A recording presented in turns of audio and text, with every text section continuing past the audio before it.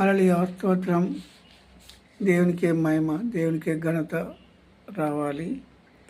ఈరోజు 1 కొరింథీ 9వ అధ్యాయము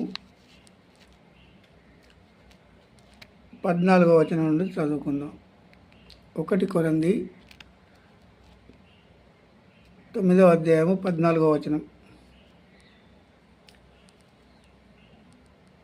అలాగున సువార్త ప్రకటించువారు సువార్త వలన జీవింపవలనని ప్రభువు నియమించి ఉన్నాడు.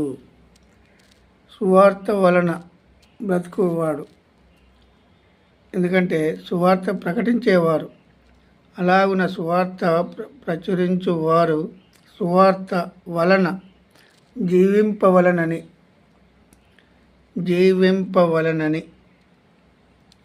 ప్రభువు నియమించి ఉన్నాడు. దేవుడే నియమించాడు. సువార్త ప్రకటించేవారు సువార్త వలననే జీవించాలి, ఎందుకంటే వారు ఏ పనులు చేయలేరు కనుక సువార్త వలన చేస్తానని జీవింపవలనని ప్రభు నియమించి ఉన్నాడు.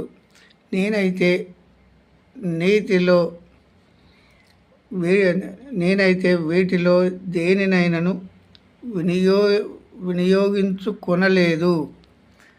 దీనిలో నేనైతే పౌలు చెప్పిన మాటలు ఏమంటాడంటే,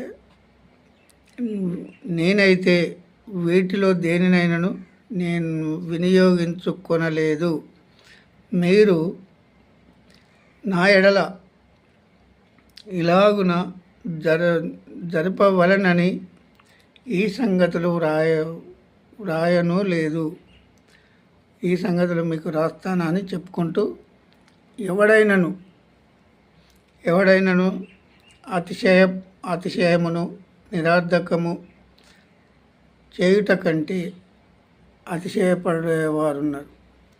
నిరర్ధకము చేయుట కంటే నాకు మరణమే మేలు. ఒకవేళ నేను సువార్త ప్రకటించకపోతే, దేవుని సువార్త ప్రకటించకపోయిన ఎడల, ఇక్కడ పౌలు గారు చెప్పిన మాట, నాకు మరణమే మేలు అని అన్నాడు. నేను సువార్తను ప్రకటించుచున్నాను, నాకు అతిశయ కారణము లేదు. ఎవరు నాకు చెప్పాల్సిన పని లేదు.